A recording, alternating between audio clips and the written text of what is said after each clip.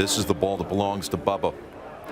Would he be able to shape a shot from there and get it anywhere close to the green there? I doubt it, to be honest. This shot here will always be known as one of golf's greatest recoveries. Augusta National, April 8, 2012. Two men were left standing for a playoff to win golf's highest award, the green jacket. Louis Oosthuizen and Bubba Watson. One of them finds the middle of the fairway, whilst the other lands deep in the trees. What happened next is something no one saw coming, except a kid from Bagdad, Florida. Let me tell you the heroic story of the man who never had golf lessons, yet went on to win the Masters, not once, but twice. Bagdad was the kind of town you'd miss if you blinked on the highway. It wasn't known for golf, and there were no manicured fairways or private clubs. But in the middle of that quiet Florida town, a young boy was learning the game in a way no one else was. Bubba grew up hitting wiffle balls in the front yard, shaping shots through trees and over rooftops, using whatever space he could find. There were no instructions or a textbook form. It was all feel, creativity, and pure imagination.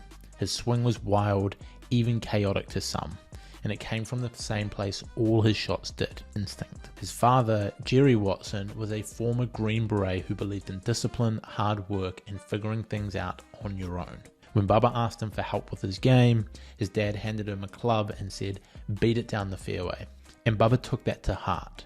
But little did his father know his son wasn't just going to play the game, but create a style of his own. By the time he was 12, he was hitting shots most people wouldn't even think to try.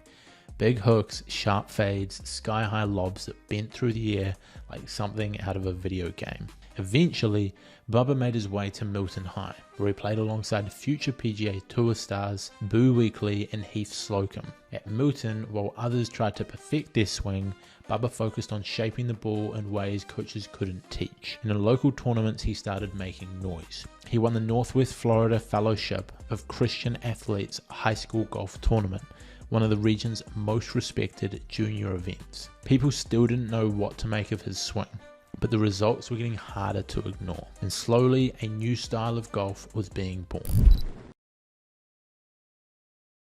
April in Augusta is like nothing else in golf. The air feels still, but the stakes couldn't be higher. The Masters isn't just a tournament, it's a test of patience, precision, and pressure. In round 1 of the Masters, Bubba opened with a 69, in round 2, a 67. By the weekend, Bubba began to rise, and on Saturday he birdied 5 holes in a row, from the 12th to the 16th, sending a message to the field. He went on to shoot a 70 and found himself just 3 shots off the lead heading into Sunday. Final rounds at Augusta are never quiet, but this one was chaos. Phil Mickelson, Peter Hansen, Lee Westwood, Matt Kuchar, all in the mix. At the 13th and 14th, he birdied both. At the 16th, another one dropped. Suddenly, Bubba was tied for the lead. But at the 18th, he needed a par to post 10 under and apply pressure. And he got it, finishing 10 under par after a brilliant 68 in his 4th round.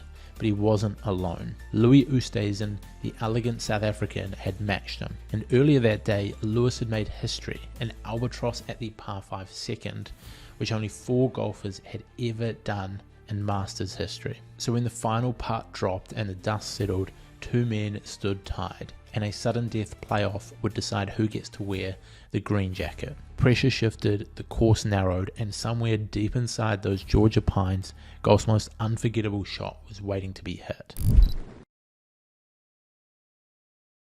2010 was even more important for Bubba than the 2012 Masters, because in 2010 he wasn't playing for trophies but for his father.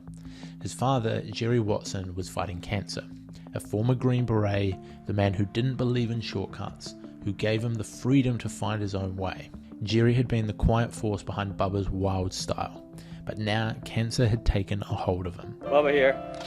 I'm in Baghdad, my parents' house, and my dad always has these projects. You know, he has cancer, so he's dying of cancer. And he has these weird projects he wants us to do. So me and Angie are out here digging up dirt in Baghdad to try to do this. Why does he need this done? I have no idea, but he's my dad. I love him anyway. That June, Bubba arrived at the Travelers Championship in Connecticut, still searching for his breakthrough. He'd come close before, but had never won it. But this time, he did. He beat Corey Pavin and Scott Verplank in a sudden death playoff, winning with a birdie on the second extra hole. And as the ball dropped into the cup, Bubba dropped into his emotions. Bubba, it was a long time coming. Your first win, and in spectacular fashion. We all knew you had it in you. Did you ever expect an afternoon like this? No, I just gotta say thanks to my mom and dad. Without them, I'm nothing. You know, my dad's battling cancer right now. Dad, I'm praying for you. I love you.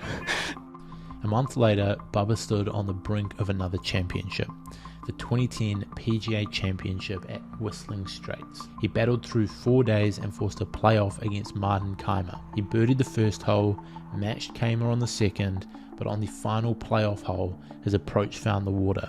A double bogey, and Kaymer took the win. Once again, Bubba cried, not for the loss, but for the weight of it all. Later that year, Jerry passed away, and Bubba carried that loss like a second bag. He never talked much about it, but something inside him changed.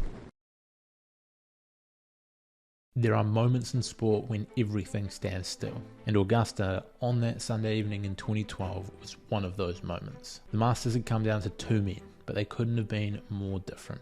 Louis Oosthuizen played with perfect balance and control, and Bubba played with emotion, feel, and a homemade swing that defied instruction.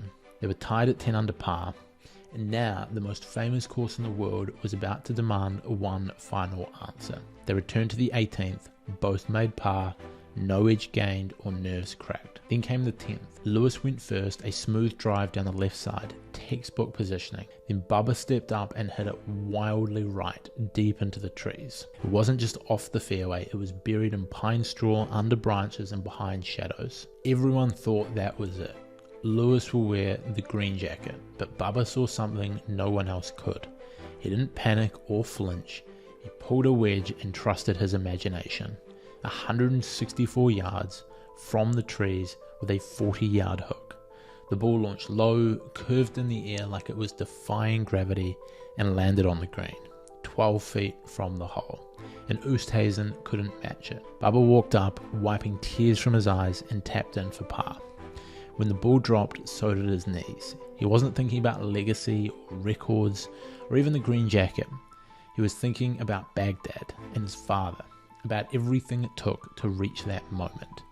That day, feel beat form, imagination beat instruction, and one man from a forgotten corner of Florida etched his name into Masters history with a shot no one saw coming.